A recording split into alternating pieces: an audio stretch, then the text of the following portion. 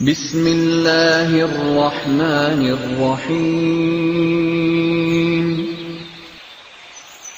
وَلَقَدْ يَسَّرْنَا الْقُرْآنَ لِلذِّكْرِ فَهَلْ مِن مُّدَّكِرٍ رکھیو رب اشرح لي صدري ويسر لي أمري واحلل عقدة من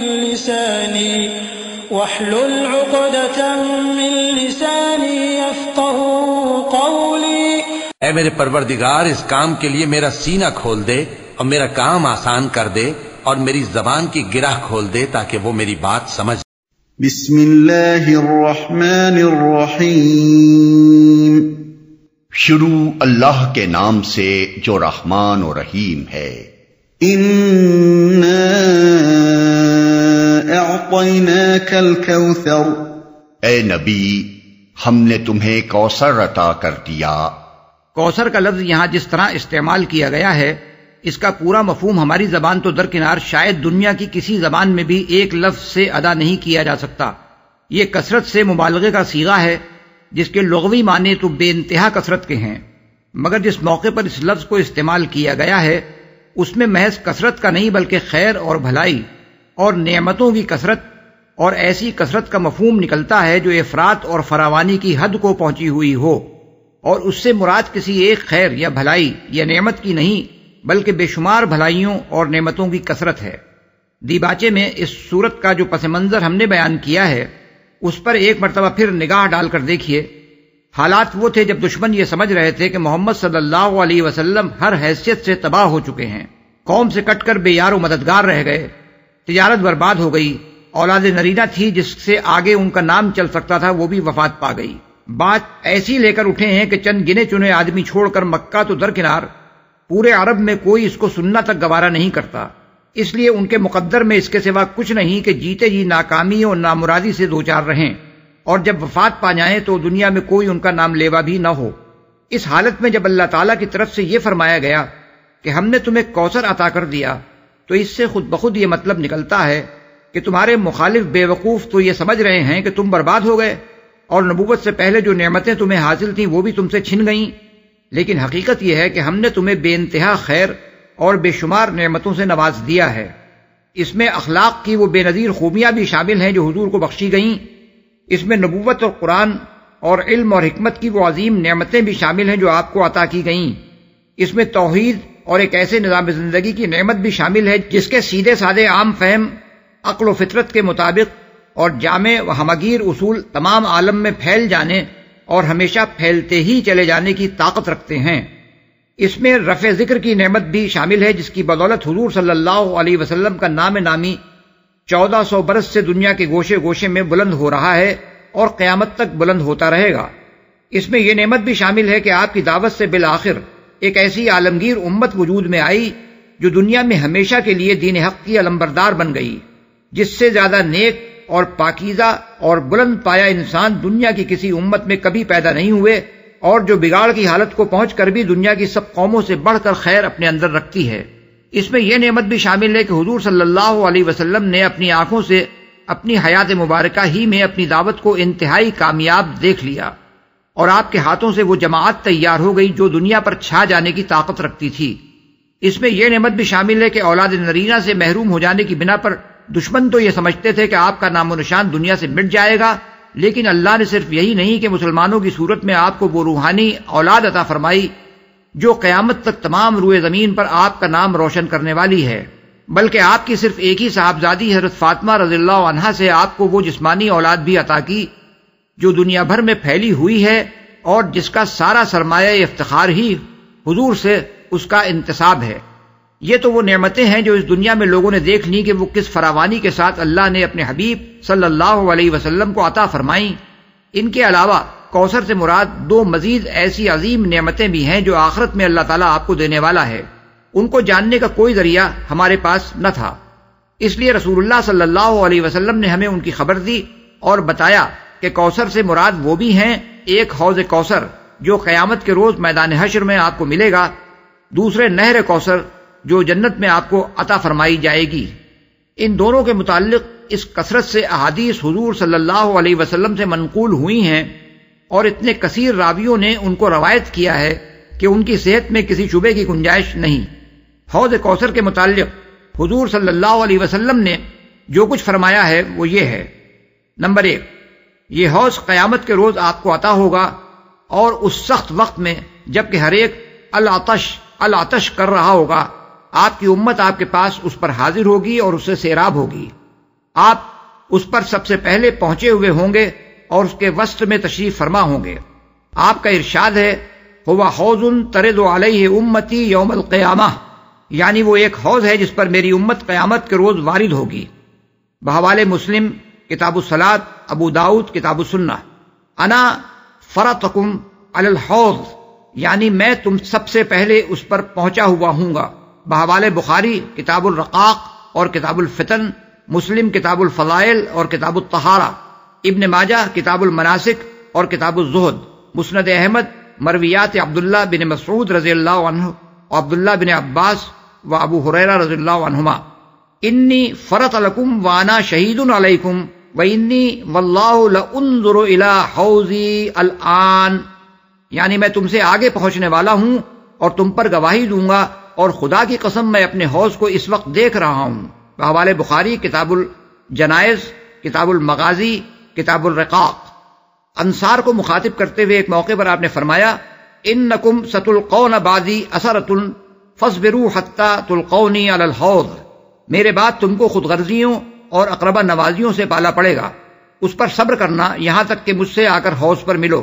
بحوالے بخاری کتاب المناقب الانصار و کتاب المغازی، مسلم کتاب الامارہ، ترمذی کتاب الفتن۔ انا یوم القیامت عند عقر الحوض، یعنی میں قیامت کے روز حوض کے وسط کے پاس ہوں گا۔ بحوالے مسلم کتاب الفضائل۔ حضرت ابو برزہ اسلمی رضی اللہ عنہ سے پوچھا گیا کہ کیا آپ نے حوض کے متعلق رسول اللہ صلی اللہ علیہ وسلم سے کچھ سنا ہے؟ انہوں نے کہا: 1 نہیں، 2 نہیں، 3 نہیں، 4 نہیں، 5 نہیں، بار بار سنا ہے۔ جو اس کو جھٹلائے اللہ اسے اس کا پانی پینا نصیب نہ کرے۔ بحوالے ابو داؤد کتاب السنہ۔ عبید اللہ بن زیاد حوض کے بارے میں روایات کو جھوٹ سمجھتا تھا، حتیٰ کہ اس نے حضرت ابو برزہ اسلمی رضی اللہ عنہ، برا بن عازب اور عائز بن عمرو کی سب روایات کو جھٹلا دیا۔ آخر کار ابو صبرہ ایک تحریر نکال کر لائے جو انہوں نے حضرت عبداللہ بن عمرو بن عاص سے سن کر نقل کی تھی، اور اس میں حضور کا یہ ارشاد درج تھا: الا ان موعدکم حوضی، خبردار رہو میری اور تمہاری ملاقات کی جگہ میرا حوض ہے۔ بحوالے مسند احمد مرویات عبداللہ بن عمرو بن عاص رضی اللہ عنہ۔ 2، اس حوض کی وسعت مختلف روایات میں مختلف بیان کی گئی ہے، مگر کثیر روایات میں یہ ہے کہ وہ ایلا یعنی اسرائیل کے موجودہ بندرگاہ ایلات سے یمن کے صنعا تک، یا ایلا سے عدن تک، یا عمان سے عدن تک طویل ہوگا، اور اس کی چوڑائی اتنی ہوگی جتنا ایلا سے حجفہ یعنی جدہ اور رابغ کے درمیان ایک مقام تک کا فاصلہ ہے۔ بحوالے بخاری کتاب الرقاق، ابو داؤد الطیالسی، حدیث نمبر 995، مسند احمد مرویات ابوبکر صدیق و عبداللہ بن عمر رضی اللہ عنہما۔ بحوالے مسلم کتاب الطہارہ و کتاب الفضائل، ترمذی ابواب الصفۃ القیامہ، ابن ماجہ کتاب الزہد۔ اس سے گمان ہوتا ہے کہ قیامت کے روز موجودہ بحر احمر ہی کو حوض کوثر میں تبدیل کر دیا جائے گا، واللہ عالم بالصواب۔ 3، اس حوض کے متعلق حضور صلی اللہ علیہ وسلم نے بتایا ہے کہ اس میں جنت کی نہر کوثر، جس کا ذکر آگے آ رہا ہے، سے پانی لا کر ڈالا جائے گا۔ یشخب فیہ میزابان من الجنہ، اور دوسری روایت میں ہے یغط فیہ میزابان یمدانہ من الجنہ، یعنی اس میں جنت سے 2 نالیاں لا کر ڈالی جائیں گی جو اسے پانی بہم پہنچائیں گی۔ بحوالے مسلم کتاب الفضائل۔ ایک اور روایت میں ہے یفتح نہر من الکوثر الی الحوض، جنت کی نہر کوثر سے ایک نہر اس حوض کی طرف کھول دی جائے گی۔ بحوالے مسند احمد مرویات عبداللہ بن مسعود رضی اللہ عنہ۔ 4، اس کی کیفیت حضور صلی اللہ علیہ وسلم نے یہ بیان فرمائی ہے کہ اس کا پانی دودھ سے، اور بعض روایات میں ہے چاندی سے، اور بعض میں برف سے زیادہ سفید، برف سے زیادہ ٹھنڈا، شہد سے زیادہ میٹھا ہوگا۔ اس کی تہ کی مٹی مشک سے زیادہ خوشبودار ہوگی۔ اس پر اتنے کودے رکھے ہوں گے جتنے آسمان میں تارے ہیں۔ جو اس کا پانی پی لے گا اسے پھر کبھی پیاس نہ لگے گی، اور جو اس سے محروم رہ گیا وہ پھر کبھی سیراب نہ ہوگا۔ یہ باتیں تھوڑے تھوڑے لفظی اختلافات کے ساتھ بکثرت احادیث میں منقول ہوئی ہیں بحوالے بخاری کتاب الرقاق، مسلم کتاب الطہارت و کتاب الفضائل، مسند احمد مرویات ابن مسعود ابن عمر و عبداللہ بن عمرو بن العاص رضی اللہ عنہم، ترمذی ابواب صفت القیامہ، ابن ماجہ کتاب الزہد، ابو داؤد طیالسی حدیث نمبر 995 اور 2135۔ 5، اس کے بارے میں حضور صلی اللہ علیہ وسلم نے بار بار اپنے زمانے کے لوگوں کو خبردار کیا کہ میرے بعد تم میں سے جو لوگ بھی میرے طریقے کو بدلیں گے ان کو اس حوض سے ہٹا دیا جائے گا اور اس پر انہیں نہ آنے دیا جائے گا۔ میں کہوں گا کہ یہ میرے اصحاب ہیں تو مجھ سے کہا جائے گا کہ آپ کو نہیں معلوم کہ آپ کے بعد انہوں نے کیا کیا ہے، پھر میں بھی ان کو دفع کروں گا اور کہوں گا کہ دور ہو۔ یہ مضمون بھی بکثرت روایات میں بیان ہوا ہے بحوالے بخاری کتاب الرقاق، کتاب الفتن، مسلم کتاب الطہارہ، کتاب الفضائل، مسند احمد مرویات ابن مسعود و ابو ہریرہ رضی اللہ عنہما، ابن ماجہ کتاب المناسک۔ ابن ماجہ نے اس سلسلے میں جو حدیث نقل کی ہے وہ بڑے ہی دردناک الفاظ میں ہے۔ اس میں حضور فرماتے ہیں الا وانی فرطکم علی الحوض واکاثر بکم الامم فلا تسودوا وجہی الا وانی مستنقذ اناسا ومستنقذ اناس منی فاقول یا رب اصحابی فیقول انک لا تدری ما احدثوا بعدک۔ خبردار رہو، میں تم سے آگے حوض پر پہنچا ہوا ہوں گا اور تمہارے ذریعے سے دوسری امتوں کے مقابلے میں اپنی امت کی کثرت پر فخر کروں گا، اس وقت میرا منہ کالا نہ کروانا۔ خبردار رہو، کچھ لوگوں کو میں چھڑاؤں گا اور کچھ لوگ مجھ سے چھڑائے جائیں گے۔ میں کہوں گا کہ اے پروردگار یہ تو میرے صحابی ہیں۔ وہ فرمائے گا تم نہیں جانتے انہوں نے تمہارے بعد کیا نرالے کام کیے ہیں۔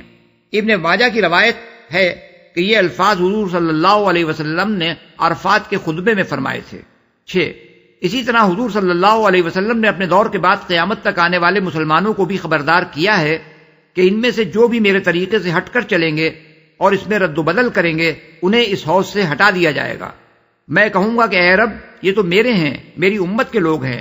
جواب ملے گا آپ کو معلوم نہیں کہ انہوں نے آپ کے بعد کیا کیا تغیرات کیے اور الٹے ہی پھرتے چلے گئے، پھر میں بھی ان کو دفع کروں گا اور حوض پر نہ آنے دوں گا۔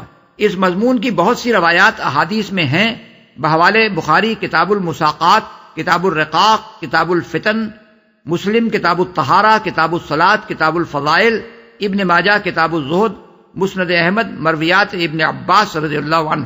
اس حوض کی روایات 50 سے زیادہ صحابہ سے مروی ہیں اور سلف نے بالعموم اس سے مراد حوض کوثر لیا ہے۔ امام بخاری نے کتاب الرقاق کے آخری باب کا عنوان ہی یہ باندھا ہے باب فی الحوض وقول اللہ انا اعطیناک الکوثر، اور حضرت انس کی ایک روایت میں تو تصریح ہے کہ حضور صلی اللہ علیہ وسلم نے کوثر کے متعلق فرمایا ہوا حوض ترد علیہ امتی، وہ ایک حوض ہے جس پر میری امت وارد ہوگی۔ جنت میں کوثر نامی جو نہر رسول اللہ صلی اللہ علیہ وسلم کو عطا کی جائے گی اس کا ذکر بھی بکثرت روایات میں آیا ہے۔ حضرت انس رضی اللہ عنہ سے بہت سی روایات نقل ہوئی ہیں جن میں وہ فرماتے ہیں، اور بعض روایات میں صراحت ہے کہ رسول اللہ صلی اللہ علیہ وسلم کے قول کی حیثیت سے بیان کرتے ہیں کہ معراج کے موقع پر حضور صلی اللہ علیہ وسلم کو جنت کی سیر کرائی گئی اور اس موقع پر آپ نے ایک نہر دیکھی جس کے کناروں پر اندر سے ترشے ہوئے موتیوں یا ہیروں کے قبے بنے ہوئے تھے۔ اس کی تہ کی مٹی مشک اذفر کی تھی۔ حضور نے جبرائیل علیہ السلام سے یا اس فرشتے سے جس نے آپ کو سیر کرائی تھی پوچھا یہ کیا ہے؟ اس نے جواب دیا یہ نہر کوثر ہے جو آپ کو اللہ تعالیٰ نے عطا کی ہے۔ بحوالے مسند احمد، بخاری، مسلم، ابو داؤد، ترمذی، ابو داؤد طیالسی، ابن جریر۔ حضرت انس ہی کی روایت ہے کہ حضور صلی اللہ علیہ وسلم سے پوچھا گیا یا ایک شخص نے پوچھا کوثر کیا ہے؟ آپ نے فرمایا ایک نہر ہے جو اللہ تعالیٰ نے مجھے جنت میں عطا کی ہے، اس کی مٹی مشک ہے، اس کا پانی دودھ سے زیادہ سفید اور شہد سے زیادہ میٹھا ہے۔ بحوالے مسند احمد، ترمذی، ابن جریر، مسند احمد کی ایک اور روایت میں ہے کہ حضور نے نہر کوثر کی یہ صفات بیان کرتے ہوئے فرمایا اس کی تہ میں کنکریوں کے بجائے موتی پڑے ہوئے ہیں۔ ابن عمر رضی اللہ عنہ فرماتے ہیں کہ حضور صلی اللہ علیہ وسلم نے ارشاد فرمایا کہ کوثر جنت میں ایک نہر ہے جس کے کنارے سونے کے ہیں، وہ موتیوں اور ہیروں پر بہہ رہی ہے، یعنی کنکریوں کی جگہ اس کی تہ میں یہ جواہر پڑے ہوئے ہیں۔ اس کی مٹی مشک سے زیادہ خوشبودار ہے، اس کا پانی دودھ سے یا برف سے زیادہ سفید ہے، برف سے زیادہ ٹھنڈا اور شہد سے زیادہ میٹھا ہے۔ بحوالے مسند احمد، ترمذی، ابن ماجہ، ابن ابی حاتم، دارمی، ابو داؤد، طیالسی، ابن المنذر، ابن مردویہ، ابن ابی شیبہ۔ اسامہ بن زید رضی اللہ عنہ کی روایت ہے کہ رسول اللہ صلی اللہ علیہ وسلم ایک مرتبہ حضرت حمزہ رضی اللہ عنہ کے ہاں تشریف لے گئے، وہ گھر پر نہ تھے۔ ان کی اہلیہ نے حضور صلی اللہ علیہ وسلم کی تواضع کی اور دوران گفتگو عرض کیا کہ میرے شوہر نے مجھے بتایا ہے کہ آپ کو جنت میں ایک نہر عطا کی گئی ہے جس کا نام کوثر ہے۔ آپ نے فرمایا ہاں، اور اس کی زمین یاقوت و مرجان اور زبرجد اور موتیوں کی ہے۔ بحوالے ابن جریر، ابن مردویہ۔ اس کی سند اگرچہ ضعیف ہے مگر اس مضمون کی کثیر التعداد روایات کا موجود ہونا اس کو تقویت پہنچاتا ہے۔ ان مرفوع روایات کے علاوہ صحابہ اور تابعین کے بکثرت اقوال احادیث میں نقل ہوئے ہیں جن میں وہ کوثر سے مراد جنت کی یہ نہر لیتے ہیں اور اس کی وہی صفات بیان کرتے ہیں جو اوپر گزری ہیں۔ مثال کے طور پر حضرت عبداللہ بن عمر، عبداللہ بن عباس، حضرت انس بن مالک، حضرت عائشہ، مجاہد اور ابو العالیہ کے اقوال مسند احمد، بخاری، ترمذی، نسائی، ابن مردویہ، ابن جریر اور ابن ابی شیبہ وغیرہ محدثین کی کتابوں میں موجود ہیں۔ فَصَلِّ لِرَبِّكَ وَانْحَرْ، پس تم اپنے رب ہی کے لیے نماز پڑھو اور قربانی کرو۔ اس کی مختلف تفسیریں مختلف بزرگوں سے منقول ہیں۔ بعض حضرات نے نماز سے مراد 5 وقتہ فرض نماز لی ہے، بعض اس سے بقرعید کی نماز مراد لیتے ہیں اور بعض کہتے ہیں کہ بجائے خود نماز مراد ہے۔ اسی طرح ونحر یعنی نہر کرو سے مراد بعض جلیل القدر بزرگوں سے یہ منقول ہے کہ نماز میں بائیں ہاتھ پر دائیں ہاتھ رکھ کر اسے سینے پر باندھنا ہے۔ بعض کا قول یہ ہے کہ اس سے مراد نماز شروع کرتے وقت دونوں ہاتھ اٹھا کر تکبیر کہنا ہے۔ بعض کا قول یہ ہے کہ افتتاح نماز کے وقت اور رکوع میں جاتے ہوئے رکوع سے اٹھ کر رفع یدین کرنا مراد ہے، اور بعض کہتے ہیں کہ اس سے مراد بقرعید کی نماز پڑھنا اور اس کے بعد قربانی کرنا ہے۔ لیکن جس موقع و محل پر یہ حکم دیا گیا ہے اس پر اگر غور کیا جائے تو اس کا مطلب صریحاً یہ معلوم ہوتا ہے کہ اے نبی، جب تمہارے رب نے تم کو اتنی کثیر اور عظیم بھلائیاں عطا کی ہیں تو تم اسی کے لیے نماز پڑھو اور اسی کے لیے قربانی کرو۔ یہ حکم اس ماحول میں دیا گیا تھا جب مشرکین قریش ہی نہیں، تمام عرب کے مشرکین اور دنیا بھر کے مشرکین اپنے خود ساختہ معبودوں کی عبادت کرتے تھے اور انہی کے آستانوں پر قربانیاں چڑھاتے تھے۔